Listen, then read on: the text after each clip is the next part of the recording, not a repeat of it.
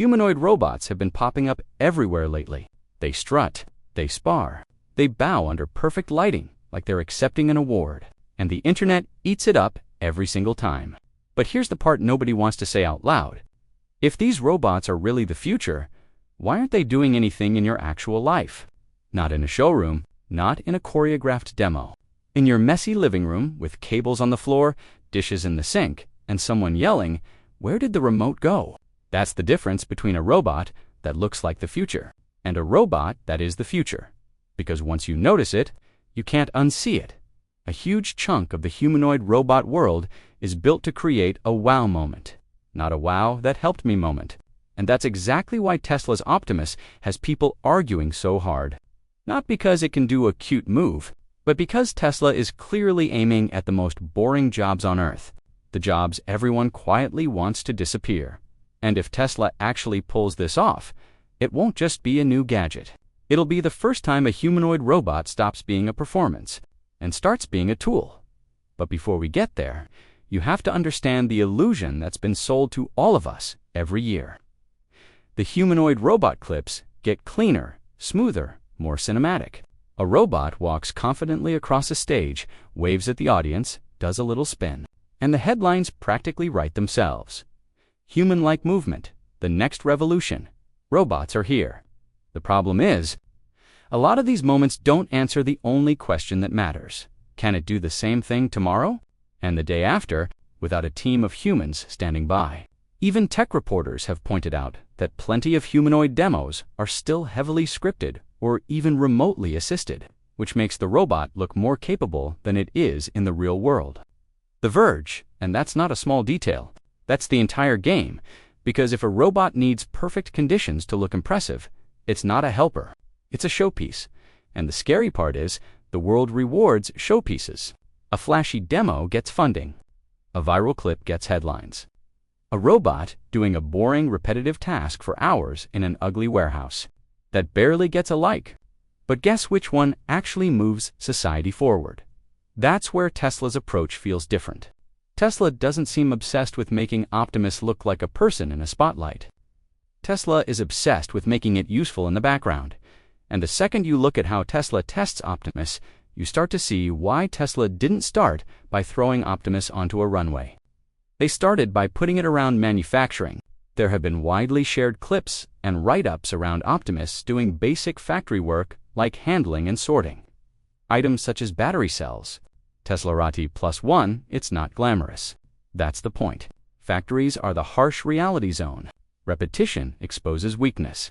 Time exposes reliability. And in robotics, reliability is everything. Think of it like this. If a humanoid robot can do something once, that's a trick.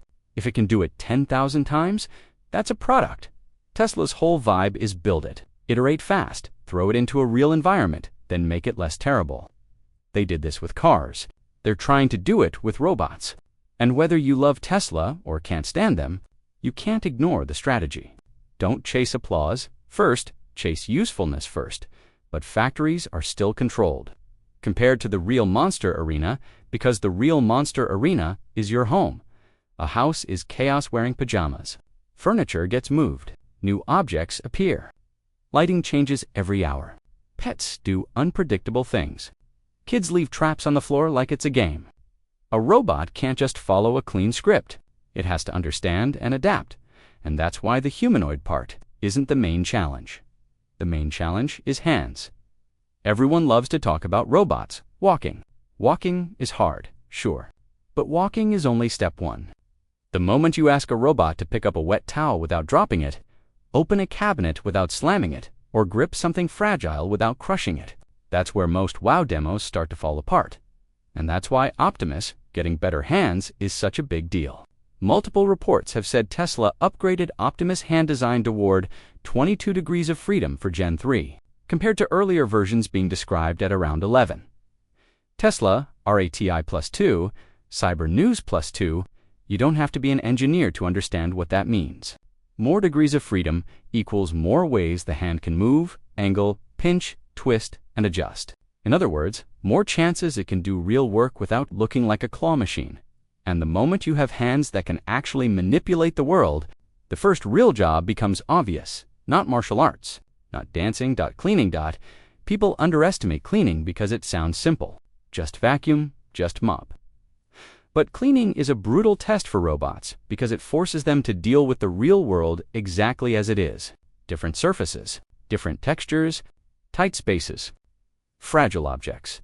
The difference between wiping a glass table and wiping a counter covered in crumbs and oil. The difference between a rug and a tile floor. The difference between a cable that can be yanked and a toy that can be moved. A robot can hold a broom for a video and still be useless. The real question is, can it clean a whole living space day after day without turning your home into a safety hazard? This is where it helps to stay honest. Nobody outside Tesla can guarantee that Optimus will clean your entire house like a perfect assistant in the near term. Even the broader humanoid robot space is still fighting to move from impressive demos to consistent autonomy. The Verge, but here's what makes the Optimus idea so sticky. Tesla is aiming directly at the boring routines humans hate. And they're building the pieces you'd need to even attempt it. If you want a robot to clean reliably, it needs 3 things. It must see the world clearly, it must decide what matters, and it must physically interact without messing up. Tesla's whole vision and first identity makes the first part feel like their comfort zone. The company has a long history of betting heavily on camera-based perception systems. And while that approach has critics, it also means Tesla is committed to training machines to interpret real environments visually at scale, and a home is basically a never-ending visual puzzle. Then comes the decision. A good cleaning assistant doesn't just move it, prioritizes. It doesn't wipe the same spot 5 times because it panicked. It doesn't try to pick up something that shouldn't be touched. It doesn't shove fragile items out of the way because it's on mission. It learns patterns where the mess usually happens. When people are home, when it should stay out of the way, what normal looks like. And then comes the physical part, where those hands matter again. A robot needs to pick up objects without sending them flying.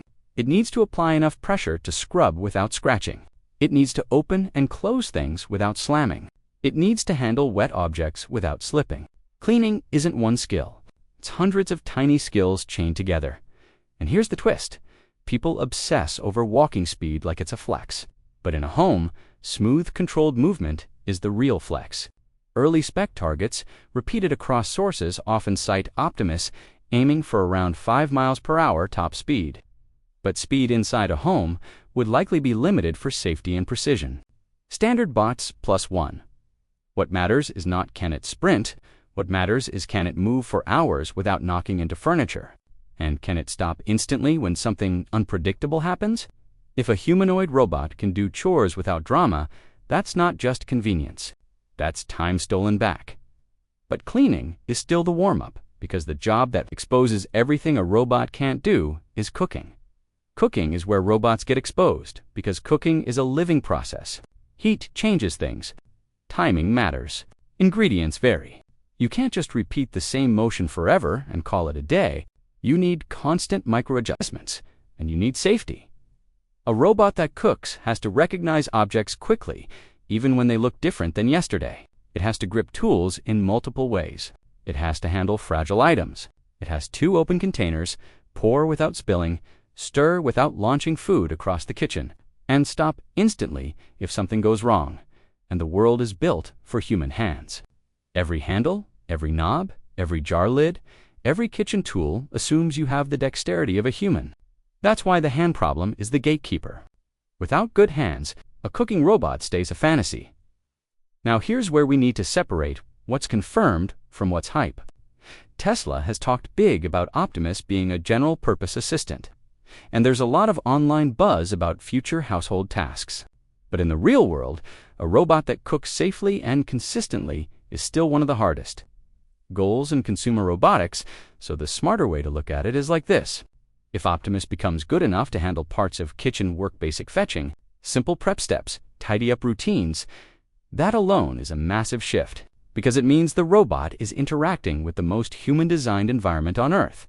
And if Tesla really does keep improving dexterity, perception, and reliability, cooking becomes the ultimate proof that the humanoid robot isn't a stage act anymore. It's crossed into human territory.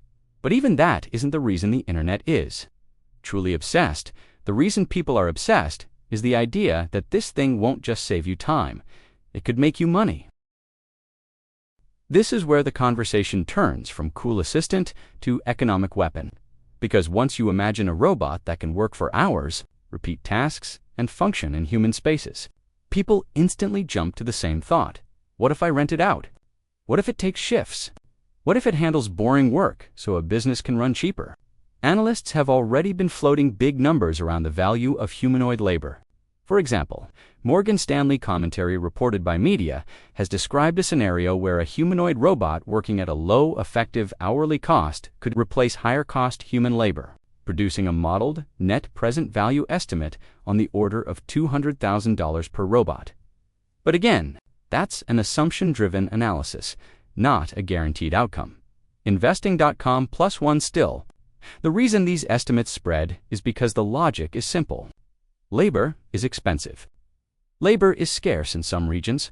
Labor is hard to schedule. A durable machine that can do basic tasks consistently changes the math. And if you add long-term target price talk often, repeated as roughly $20,000, $30,000, you can see why people start doing wild napkin calculations. Investopedia +1, if the machine costs about the price of a car and it replaces even a slice of paid labor, it starts looking less like a toy and more like an asset. But here's what most hype videos conveniently skip. Robots aren't magic money. Printers. A robot that works in real environments brings real costs, maintenance, repairs, updates, insurance, safety policies, training, supervision, and the biggest hidden cost of all, liability. Because the moment a robot enters a public workspace, everything changes. It can't just try its best. It has to be predictably safe, and that takes us to the part people don't like. Talking about if a humanoid robot truly becomes common weather, Optimus, or any competitor, the question won't just be, should you buy one? It'll be, who gets left behind? Because the first obvious impact is job disruption. Not in a movie way, but in a slow, quiet, corporate way. The boring tasks people are paid to disordering, basic stocking, simple cleaning, repetitive logistics, those are exactly the tasks companies would love to automate. And if a robot becomes cost-effective at scale, businesses will choose robots the same way they choose machines in any industrial revolution. But there's another impact that might be even bigger. Privacy. A robot in your home is not the same as a camera in your home. A robot can move. A robot can approach. A robot can observe more angles. And if that robot uses advanced voice and AI interaction, trust becomes everything. That's why the conversation around voice AI matters here. Grok has been rolling into Tesla vehicles, and it has also been involved in public controversies that raised questions about safety and guardrails in AI systems. Business Insider +1, if a conversational AI is part of the personality layer of future robots, something that's been reported and teased, then people will demand proof it's reliable, not just entertaining. Note a Tesla app, because a humanoid robot doesn't just live in the internet, it lives next to your family. So the future doesn't hinge on whether a robot can do it hinges on boring things, safety thresholds, error recovery, and trust. The revolution will be quiet. It'll look like a robot that mops the floor while you're on a call. A robot that tidies up without being asked. A robot that brings groceries inside without complaining. A robot that becomes so normal you stop noticing it. And if that happens, the biggest change won't be technological, it'll be psychological. Because once boring work becomes optional, humans will have to answer a question we've avoided for centuries. If we're not forced to spend most of our lives maintaining survival, what do we actually want to do? That's the real Optimus story. Not a robot that imitates humans, a robot that gives humans their time back. So here's the question that matters more than would you buy one. If a humanoid robot could reliably handle the chores you hate cleaning, basic kitchen work, simple errands, would you use that freedom to build something? Or would you let the freedom disappear into more noise? And if the robot can also generate income in the background, do you think it becomes a product people want? Or a product people feel they can't afford not to own? And if that idea sounds dramatic, it's because it's exactly how tech shifts happen. Quietly at first, then all at once. But there's another layer here that most people miss, because It's not as flashy as a robot doing a spin on stage. It's the boring infrastructure behind the robota. Humanoid doesn't become useful because it looks human. It becomes useful when three things line up at the same time: the brain, the body, and the ability to build millions of them without the whole plan collapsing. That's where most humanoid companies hit a wall. They can build a robot, maybe even a few. But scaling it, that's where the future usually dies. And that's why Tesla's approach scares people who've watched this industry closely. Because Tesla isn't just building a robot. Tesla is building a robot the way it built cars, with an obsession for manufacturing, supply chains, and cost reduction. That doesn't sound exciting until you realize it's the difference between cool prototype and product that shows up in real homes. Here's the uncomfortable truth. The world is full of incredible prototypes. The world is almost empty of robots you can buy, trust, and rely on daily. Most humanoids right now are a demo machine that eats money. Tesla is trying to turn humanoids into an appliance. And if you've seen how fast Tesla iterates when it's motivated, you can understand why people think Optimus could move quicker than anyone expects. But that leads to the next question that separates the hype from the reality. If Tesla really wants Optimus inside homes, what would it take for people to actually let it in? Because owning a humanoid robot isn't like owning a phone or a vacuum. It's not even like owning a car. A humanoid robot is a physical presence in your space. It moves around your valuables. It works near your family. It hears things. It sees things. And it has to be safe, not just usually safe. That's where the story gets intense. Because the moment a robot becomes real enough to be helpful, it becomes real enough to be scary. Think about it. You don't need a robot to be human-like, to feel weird about it walking around your home at night. You just need it to be present. The psychological barrier is massive, and Tesla knows it. That's why the biggest challenge isn't making Optimus do a task once. The biggest challenge is making Optimus feel normal. And normal comes from predictability. A helpful robot doesn't surprise you. It doesn't do sudden movements. It doesn't stand silently in a dark hallway like a horror scene. It communicates what it's doing. It yields space. It follows rules. It shuts down safely. It has boundaries. Why the whole home robot dream is secretly a trust project. And it's also why the competition isn't just other humanoid robots. The competition is fear. So, Tesla has to solve two problems at the same time: the technical problem and the human problem. And the human problem gets even more complicated when you consider the feature. Everyone keeps trying to sell next-on home security. On paper, a humanoid robot as a moving security system sounds like the ultimate upgrade. It doesn't just sit in one corner like a camera. It can check rooms. It can verify if a door is actually closed. It can notice something out of place. It can react. But this is where you have to be careful. A robot that protects a home has to be designed for prevention and alerting, not aggression. The moment people imagine a robot as a force tool, the whole product becomes a controversy magnet. That's why the smartest version of this idea isn't a robot that fights anyone. It's a robot that notices, documents, warns, and escalates responsibly. A calm presence. A loud alarm. A clear message. A notification to the owner, maybe authorities if the homeowner chooses that. The robot itself doesn't need to do violence to be effective. Its existence is already a deterrent. And its ability to gather context beats a dumb motion sensor. But again, none of this is guaranteed. It's a direction, a goal.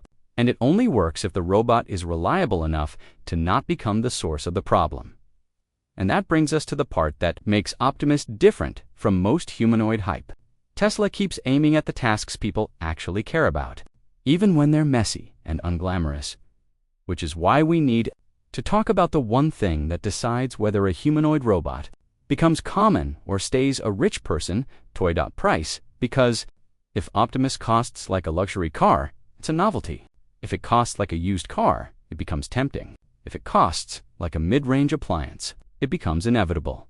That's why you keep hearing long-term price targets thrown around online. The concept is simple. If it's cheap enough, the value is obvious. But the reality is brutal. Humanoid robots are complicated machines with expensive parts. Motors, sensors, compute, batteries, actuators, gears, hands, joints, and every part has to be durable. So how does a company even try to make that cheap? This is where Tesla's car DNA becomes relevant. Tesla already lives in the world of mass production, supply chain optimization, and cutting costs per unit year after year. A robotics startup might build 50 robots. Tesla builds millions of cars. That scale mindset changes how you design everything. When you design for scale, you stop asking, can we build it? And start asking, can we build it 1,000,000 times and still profit?